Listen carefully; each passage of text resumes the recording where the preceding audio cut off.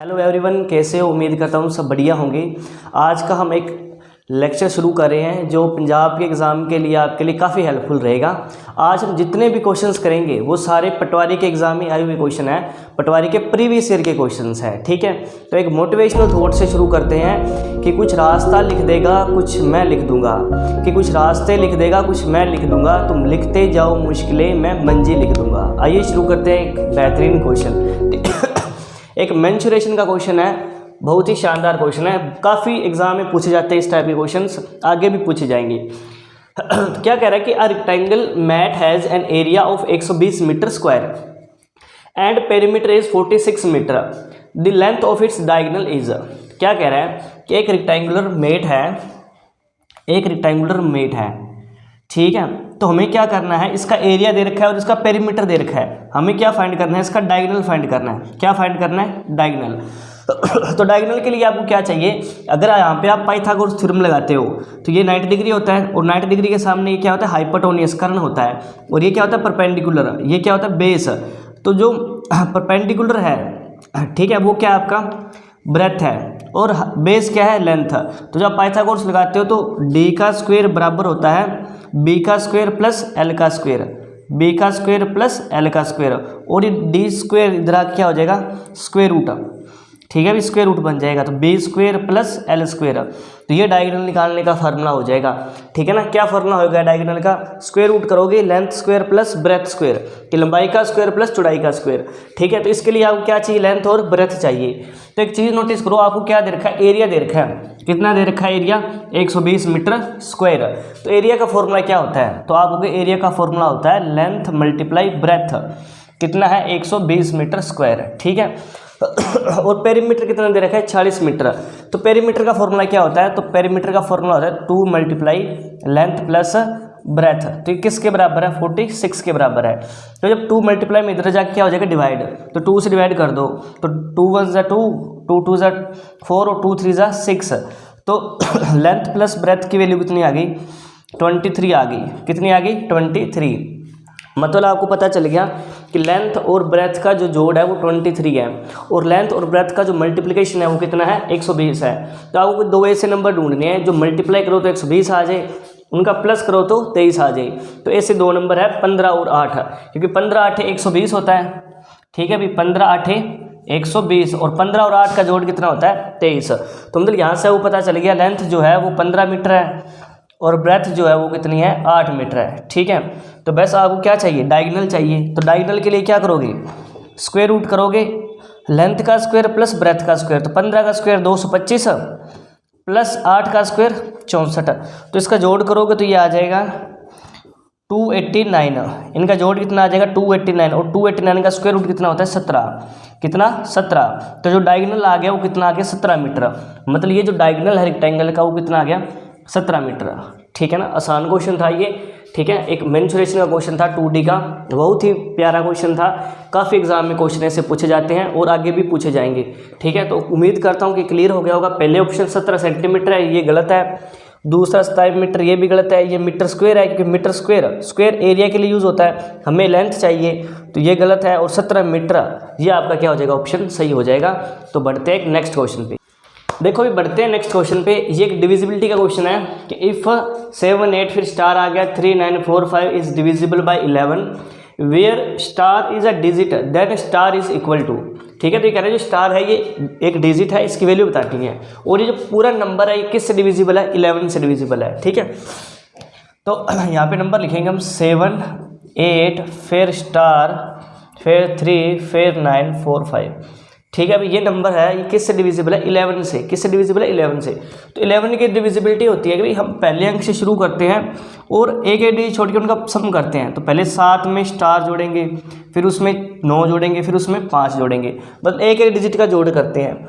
तो 7 plus star plus 9 plus 5 इनका सम करेंगे। ठीक है, फिर जो दूसरे डिजिट से शुरू करेंगे सेकेंड डिजिट से, फिर एक डिजिट छोड़ के हम इनका जोड़ करेंगे इनका। ठीक है, 8 प्लस 3 प्लस 4 इनका जोड़ करेंगे। तो जो पहले डिजिट का जोड़ किया था और जो बाद में डिजिट्स का जोड़ किया है उनका डिफरेंस करेंगे। क्या करेंगे? डिफरेंस। उनका डिफरेंस करने पे अगर 0 आ जाए, जो 11 के टेबल में आ जाए उनका डिफरेंस, तो वो नंबर जो है वो क्या हो जाएगा, 11 से डिवाइड हो जाएगा। ठीक है, मतलब एक एक डिजिट छोड़ के उनका सम करेंगे और फिर सेकेंड डिजिट से शुरू करेंगे, एक एक डिजिट छोड़ के उनका सम करेंगे। अगर उनका डिफरेंस 0 आ जाता है या 11 के टेबल में आ जाता है, तो मतलब ये 11 से क्या होगा, पूरी तरह डिविजिबल होएगा। और वो कह रहा है कि ये नंबर 11 से डिविजिबल है, तो इनका जो डिफरेंस है वो हर हाल में या 0 आएगा या 11 के टेबल में आएगा। कोई डाउट? उसके बाद देखो हम क्या करेंगे, जोड़ 7 और 9 कितना हो गया, 16, 16 और 5 21, मतलब 21 में हम क्या जोड़ेंगे, स्टार। 21 में क्या जोड़ेंगे, स्टार। ठीक है भाई, फिर डिफरेंस कर देंगे। 8 और 3 कितना होता है, 11, 11 और 3 14, तो 14। तो यहाँ पे हम क्या कर देंगे, 21 में से 14 माइनस कर देंगे। तो जब आप 21 में से 14 माइनस करोगे तो कितना बच जाएगा, 8 3 11, 11 और 4 15, भी सॉरी 15 होता है। 8 3 11, 11 और 4 15, 15। ठीक है, तो 21 में से 15 जब आप माइनस करोगे तो आपके पास प्लस का 6 बचेगा। भाई देखो ये प्लस का 21 माइनस का 15 है, तो 21 में से 15 गया, प्लस का 6 और प्लस में क्या है, स्टार। तब आप बताओ कि 6 में क्या जोड़ें कि भाई जहाँ 0 आ जाए या 11 के पहाड़े में कुछ भी आ जाए। तो आप कहोगे देखो सर 6 में अगर हम 5 जोड़ दें, 6 में अगर हम 5 जोड़ दें तो 6 और 5 11 बन जाएगा, मतलब ये नंबर सेटिस्फाई करेगा और 11 से डिवाइड हो जाएगा। तो ऑप्शन में देखो क्या 5 पड़ा है, तो डी ऑप्शन है। ठीक है, तो 6 में 5 जोड़ोगे तो स्टार की वैल्यू कितनी आ जाएगी भाई, 5 आ जाएगी, और 6 और 5 कितना आ जाएगा, 11, मतलब इनका डिफरेंस सेटिस्फाई कर जाएगा। मतलब ये जो नंबर है वो डिवाइड तभी हो पाएगा 11 से जब स्टार की वैल्यू क्या आनी चाहिए, 5। ठीक है, तो उम्मीद करता हूँ कि क्लियर हो गया। बढ़ते हैं नेक्स्ट क्वेश्चन पे। लो भाई बढ़ते हैं नेक्स्ट क्वेश्चन पे। रेशियो का क्वेश्चन है, ये कह रहा है कि the ratio of income of A and B is 5:3 and that of their expenditure is 9:5 if they save rupees to 2600 and 1800 respectively। ठीक है, कि अगर ए 26 रुपये बचा रहा है और बी कितना बचा रहा है, 1800 रुपये, then their income of are, मतलब उन दोनों की इनकम बतानी है आपको कितनी होगी। तो देखो क्या है कि पहले हम लिख लेंगे इनकम का रेशो, दोनों की इनकम का रेशो। तो इनकम का रेशो कितना है, 5:3। ठीक है, इनकम का रेशो कितना है, 5:3। और एक्सपेंडिचर का, इनकम को बोलते भी आमदनी, आय। ठीक है, और एक्सपेंडिचर का मतलब क्या होता है, खर्चा, एक्सपेंडिचर। ठीक है, एक्सपेंडिचर को हिंदी में क्या बोलेंगे, खर्चा। ठीक है ना, व्यय भी बोलते हैं। ठीक है, तो खर्चे का अनुपात कितना दे रखा है, 9:5। ठीक है, और यहाँ से जो रिजल्ट निकल के आएगा वो क्या है, सेविंग, बचत। ठीक है ना भाई, सेविंग, बचत। ठीक है, बचत। तो बचत कितनी कर रहा है, ए कर रहा है 26 रुपये और बी कितनी कर रहा है, 1800 रुपये। ठीक है ना, तो यहाँ हम इसको ट्रिक से समझेंगे। ठीक है, पूरा डिटेल में नहीं करेंगे, डिटेल में करोगे तो काफ़ी लेंथ ही पड़ जाएगा। तो इनको, इन क्वेश्चनों को करने का तरीका क्या होता है कि इनको गुणा करके यहाँ लिख दो, 5 × 5 कितना होता है, 25। ठीक है, इनको गुणा करके यहाँ लिख दो, 25 को 26 से गुणा करोगे तो 26 5 कितना होता है, 26 5 होता है 130, 130 और 2 0 13,000 आ गया भाई। 2600 को 5 से गुणा किया कितना आ गया, 13,000। ऐसे यहाँ पे इनको गुणा करोगे, 9 3 27 यहाँ लिख दो, और 9 3 27 और यहाँ गुणा कर दो, 18 9 कितना होता है, 162 और 2 0 लगा दो, बोल 16,200। कोई डाउट?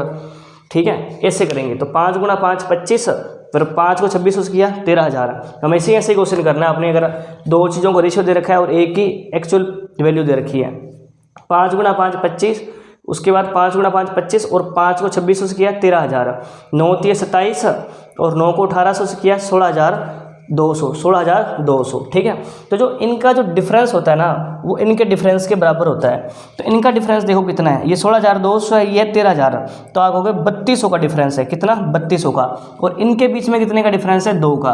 तो इनका डिफरेंस इस डिफरेंस के इक्वल होएगा, मतलब कि 2 यूनिट जो है ना, 2 यूनिट वो एक्चुअल में रिप्रेजेंट करेगी 3200 को। जो 2 यूनिट है वो रिप्रेजेंट करेगी किसको, 3200 को। तो ये तो 1 यूनिट की वैल्यू कितनी आ जाएगी, 1 यूनिट की, तो भी 2 से भाग कर देंगे, कितना आ जाएगा, 1600। 1 यूनिट की वैल्यू कितनी आ गई, 1600। ठीक है, 1 यूनिट की वैल्यू कितनी आ गई, 1600। तो इनकम का रेशियो कितना है, 5:3। ठीक है भाई, ए और बी की इनकम का रेशियो कितना है, 5:3। 1 यूनिट की वैल्यू 1600 आ गई, तो 5 यूनिट की वैल्यू कितनी आ जाएगी, 5 × 1600। 1 यूनिट की वैल्यू 1600, 3 यूनिट की वैल्यू कितनी आ जाएगी, 3 × 1600।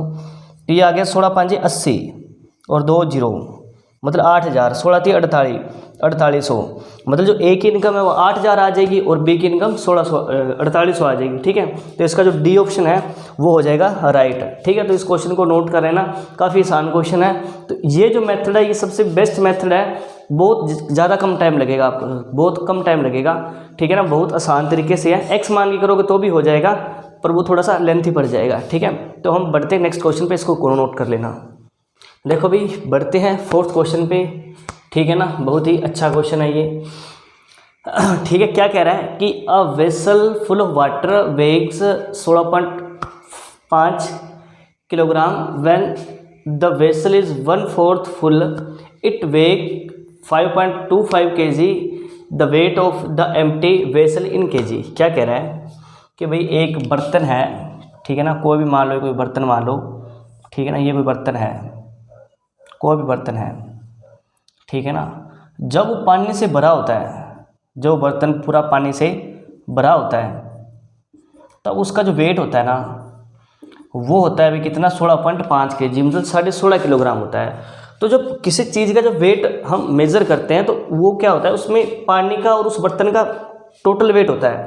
ठीक है ना, मतलब इसके अंदर वेसल का और वाटर का दोनों का जो वेट है वो है 16.5 kg, मतलब 16.5 किलोग्राम है। ठीक है, अभी कितना है, 16.5 किलोग्राम। ठीक है, तो वो कह रखता है कि अगर पानी कितना भरा हो, 1/4, मतलब कि अगर पानी 1/4 भरा हो, मतलब कि चौथा हिस्सा भरा हो, ठीक है ना, टोटल पानी का। भाई जो 1/4 होता है ना, 1/4 वो पानी का 1/4 है, बर्तन का 1/4 नहीं है। ठीक है ना, जो 1/4 पानी भरा हुआ है वो पानी का 1/4 भरा हुआ है। मान लो कोई यहाँ पे 1/4 है, तो बर्तन का तो वेट उतना ही रहेगा। लग रही है ना भाई समझ? इसके अंदर क्या है, वेसल का और वाटर का टोटल जो वेट है वो 16.5 kg है। तो यहाँ पे जो पानी, अगर वो कह रहा है कि यहाँ तो फुल है पानी, यहाँ अगर 1/4 पानी भरा हो तो वो कह रहा है कि जो वेट है वो 5.25 kg है, मतलब कि वेसल का तो वेट उतना ही रहेगा, चाहे पानी है चाहे ना है। अगर बर्तन खाली भी है तो भी बर्तन का तो उतना ही रहेगा। तो मतलब यहाँ पे जो वेसल का और वाटर का 1/4 जो भाग है, इनका जो टोटल है वो कितना है, 5.25 kg, 5.25 kg। ठीक है भाई, हो रहा है ना क्लियर? कि कह रहा है कि अगर जो बर्तन है वो पानी से भरा है तो वाटर और वेसल का 16.5 kg है। अगर पानी 1/4 भरा है तो वेसल का तो वेट उतना ही रहेगा, पर वाटर कम हो गया, वाटर का 1/4 कितना है, 5.25 kg है। तो पूछा क्या है, पूछा है the weight of the empty vessel in kg is. तो कह रहे हैं खाली बर्तन का वजन बताओ कितना होगा अगर पानी ना हो उसके अंदर, खाली बर्तन का। तो देखो आसान है क्वेश्चन। यहाँ पे हम लिखेंगे कि वेसल प्लस वाटर, इसका जो वेट है वो कितना है, 16.5 kg। ठीक है भाई, और अगले में क्या कह रहा है कि वेसल प्लस वाटर का 1/4, ये कितना है भाई, 5.25 kg। ठीक है भाई, इनका माइनस कर देंगे, इनका क्या कर देंगे, माइनस, तो माइनस माइनस माइनस, तो वेसल से वेसल कैंसिल हो गया। ठीक है, प्लस माइनस माइनस, और यहाँ वाटर है, यहाँ वाटर का 1/4 है, मतलब यहाँ पे 1 है कंप्लीट वाटर और यहाँ वाटर का 1/4 है। तो 1 में से 1/4 माइनस करोगे तो 4 एकम 4, 4 में से 3, मतलब कि वाटर का 3/4 रह जाएगा। हो रहा है ना क्लियर? भाई टोटल 4 में से 1 भरा हुआ है तो 1 माइनस करोगे, मतलब 1 में से 1/4 माइनस करोगे तो 3/4 रह जाएगा। कहने की बात ये है, तो वाटर का 3/4 रह जाएगा। कितना भाई, वाटर का 3/4, और इक्वल में कितना रहेगा, तो इक्वल में माइनस कर दो, 16.5 में से 5.25 माइनस कर दो, तो ये बच गया 10 में से 5 गया 5, यहाँ बच गया 4 में से 2 गया 2, और यहाँ कितना बच गया, 16 में से 5 गया 11.25, तो यहाँ कितना बच गया भाई, 11.25 बच गया। और इस 3/4 को उधर लेके जाओगे तो डिवाइड हो जाएगा। ठीक है भाई, मतलब यहाँ पे तो सिर्फ कैलकुलेशन है और कुछ भी नहीं है। डेसिमल हटाओगे तो बटा 100 आ जाएगा, और 3/4 उधर जाके रेसिप्रोकल हो जाएगा, 4/3, तो ये कटेगा कितने पे, 25 पे, और ये 25 के पाड़े पे कट जाएगा 45 पे, और ये 3 कट जाएगा 45 15 पे, बस। तो वाटर की वैल्यू कितनी आ गई, 15 kg। हाँ कि ना, बोलो भाई हाँ कि ना। वाटर कितना आ गया, 15 किलोग्राम, वाटर कितना आ गया, 15 किलोग्राम। और स्टार्टिंग में वेसल और वाटर का वेट है कितना, 16.5 किलोग्राम। अगर वाटर 15 किलोग्राम है भाई, वाटर 15 किलोग्राम है और टोटल वेट 16.5 किलोग्राम है, तो जो वेसल का जो वेट होएगा वो 1.5 किलो होएगा, 1.5 kg। ठीक है ना, तभी तो 15 और 1.5 बन के 16.5 होएगा। ठीक है ना, तो वेसल का वेट आ गया 1.5 किलोग्राम, मतलब कि बी ऑप्शन सही है। तो ये हमारा क्वेश्चन था, आसान क्वेश्चन था। ठीक है ना, इस क्वेश्चन को नोट करो और हम बढ़ते हैं नेक्स्ट क्वेश्चन पे। देखो भी बढ़ते हैं नेक्स्ट क्वेश्चन पे। ठीक है, ये शायद 5वां क्वेश्चन था भाई, 5वां क्वेश्चन। ठीक है, तो इफ़ x की पावर 4 प्लस वाई की पावर 4 अलजेब्रा का क्वेश्चन है, बड़ा बेहतरीन क्वेश्चन है ये, बड़ा ही शानदार क्वेश्चन है। ठीक है ना, पटवारी का ही क्वेश्चन है ये। ठीक है ना, बड़ा ज़बरदस्त क्वेश्चन है। x की पावर 4 प्लस वाई की पावर 4 इज इक्वल टू 17 है and x plus Y is equal to 1 है, तो then what is the value of x square Y square minus 2xy। ठीक है ना, तो जिसने नहीं पढ़ा होगा अलजेब्रा उसके लिए थोड़ा सा ये मुश्किल लगेगा उसको। ठीक है ना, क्योंकि फार्मूला यूज़ होएगा उसके अंदर, और वैसे कुछ भी नहीं है इस क्वेश्चन में, एकदम आसान क्वेश्चन है। देखो कैसे करेंगे, तो हम क्या करेंगे, हम इसकी हेल्प लेंगे, इसकी help x plus Y is equal to 1, इसकी हेल्प लेंगे, इसकी हेल्प से हम चीज़ों को सोल्व करेंगे। तो देखो कैसे करेंगे, x प्लस वाई किसके बराबर है, 1 के। ठीक है भाई, दोनों साइड स्क्वायर कर दो, दोनों साइड क्या कर दो, स्क्वायर। ठीक है भाई, तो a प्लस बी का होल स्क्वायर, क्या फॉर्मूला होता है a प्लस बी का होल स्क्वायर का, तो भाई देखो क्या होता है, मैं फॉर्मूला लिख देता हूँ यहाँ पे, a प्लस बी का होल स्क्वायर का फॉर्मूला क्या होता है भाई, a square plus B square plus 2ab। ठीक है, अगर a माइनस बी का होल स्क्वायर का फॉर्मूला हो तो क्या होगा भाई, a square plus B square minus 2ab। भाई ये फॉर्मूला पढ़ा ही होगा। ठीक है, छोटी क्लासों से पढ़ते आ रही हैं। तो यहाँ से हम सोल्व करेंगे a प्लस बी का होल स्क्वायर, तो a square plus B square plus 2ab is equal to 1 का स्क्वायर 1 ही होता है, और 2xy उधर जाके क्या हो जाएगा, माइनस का, तो x square plus Y square is equal to 1 minus 2xy। उम्मीद करता हूँ कि यहाँ तक भी क्लियर हो गया होगा। अब हम क्या करेंगे, अब हम इनका फिर स्क्वायर कर देंगे। क्यों कर देंगे स्क्वायर, क्योंकि हमें x की पावर 4 चाहिए, तो x की स्क्वायर का स्क्वायर करेंगे तभी तो x की पावर 4 आएगा। तो a स्क्वायर x स्क्वायर का स्क्वायर, तो x की पावर 4 प्लस वाई स्क्वायर, तो वाई स्क्वायर का स्क्वायर y की पावर 4 प्लस 2ab, 2a कितना है x स्क्वायर, b कितना है y square is equal to a minus B का होल स्क्वायर, तो a स्क्वायर, a का स्क्वायर एक होता है, माइनस बी स्क्वायर, तो 2 का स्क्वायर सॉरी प्लस आ जाएगा, प्लस बी स्क्वायर, b कितना है 2xy, तो 2 का स्क्वायर 4, x का स्क्वायर x स्क्वायर, y का स्क्वायर y स्क्वायर। ठीक है भाई, a square plus B square minus 2ab, a कितना है 1, तो भाई 2a कितना है 1, b कितना है 2xy, भाई यही फॉर्मूला लगेगा माइनस 2ab, तो माइनस 2ab, तो 2 1 ज़ा 2, 2 2 ज़ा 4, तो ये आ जाएगा माइनस 4xy। ठीक है भाई, तो उम्मीद करता हूँ कि कंसेप्ट क्लियर होगा। बस फॉर्मूला लगाया just a square a plus B का whole square a minus B का होल स्क्वायर, बस आगे कैलकुलेशन है और कुछ भी नहीं है। तो अब यहाँ पे क्या करो आप, x की पावर 4 प्लस वाई की पावर 4 कितना है 17, तो यहाँ लिख दो 17, ये प्लस का इधर आ क्या हो जाएगा माइनस का, और इस 2xy को उधर भेज दो, तो ये आ गया 4x स्क्वायर वाई स्क्वायर, ये प्लस का 2x स्क्वायर वाई इधर गया माइनस का हो गया,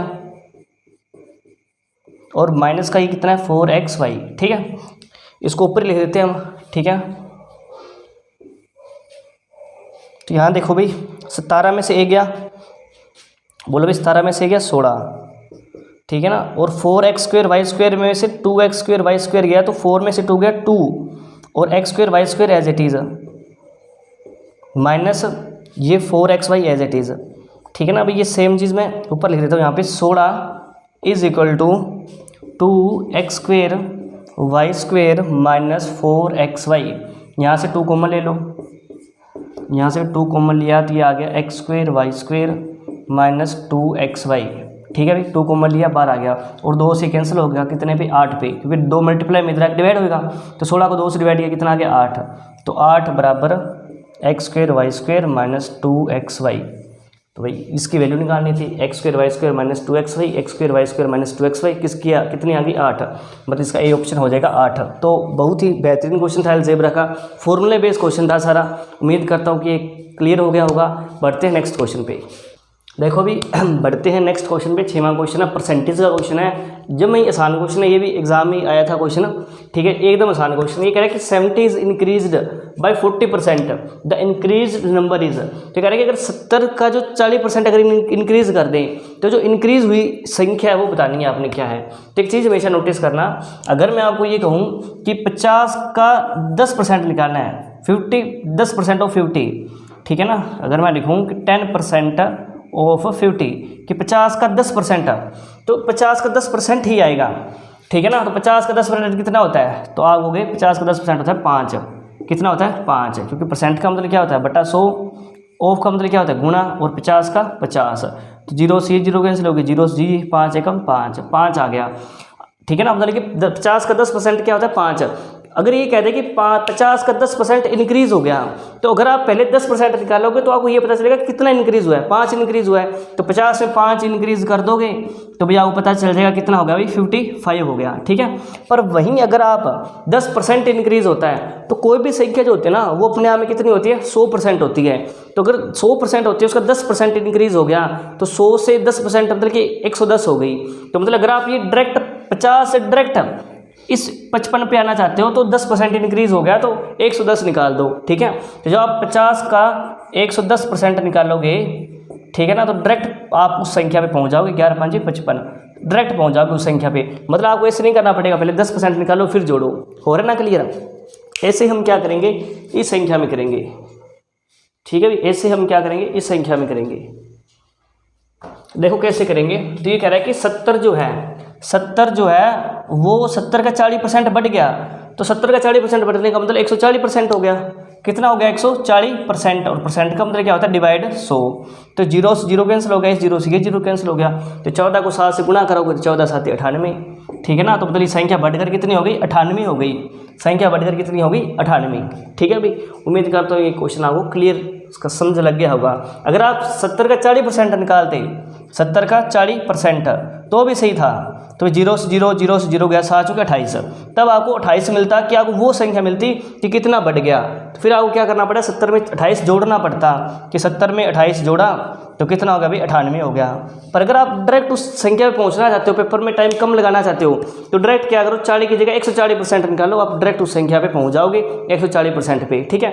बाकी ऑप्शन से भी कर सकते थे, या होता है 70 का 40% कितना होगा, जो भी होगा उसका आखिरी डिजिट क्या होगा 7 चौके 28, मतलब इसके 4 आ रहा है, इसका 7 70 आ रहा है, तो 70 को 14 से गुणा करोगे तो 4 7 28, मतलब यूनिट डिजिट 8 होएगा। जिस ऑप्शन का यूनिट डिजिट 8 है तो इजीली कर भी सकते थे, यूनिट डिजिट से भी कर सकते थे कि 4 7 28, जिस डिजिट का आखिरी डिजिट 8 है वो ऑप्शन सही होगा। बाकी इस तरीके से करना है, इस तरीके से करना है, हर एक तरीके से मैंने आपको बता दिया। तो उम्मीद करता हूँ कि कंसेप्ट क्लियर लग गया होगा समझ, ठीक है। बढ़ते हैं नेक्स्ट क्वेश्चन पे। देखो भाई आज का जो लेक्चर है उसका ये लास्ट क्वेश्चन है, आज हम इतने ही क्वेश्चन रखेंगे। नेक्स्ट वीडियो में मैं आपके लिए और बेहतरीन क्वेश्चन लेके आएंगे, सारे एग्जाम के क्वेश्चन लेके आएंगे, ठीक है। ये पेपर के क्वेश्चन करा रहा हूँ मैं सारे, ठीक है। जितने भी हम ये सीरीज़ चल रही है सारी प्रीवियस ईयर सीरीज़ है, ठीक है। जितने प्रीवियस ईयर पेपर के क्वेश्चन है वो सारे हम डिस्कशन करेंगे हर एक चैप्टर के, ठीक है। तो ये टाइम एंड वर्क का क्वेश्चन है, ठीक है ना। नेक्स्ट जो भी रह गया प्रॉफिट लॉस है, जितने भी क्वेश्चंस रह गए वो हम नेक्स्ट वीडियो में लेके आएंगे, ठीक है। और सारे क्वेश्चंस आपको हम तैयारी करवाएंगे। तो लास्ट क्वेश्चन है आज की सीरीज़ का, ठीक है।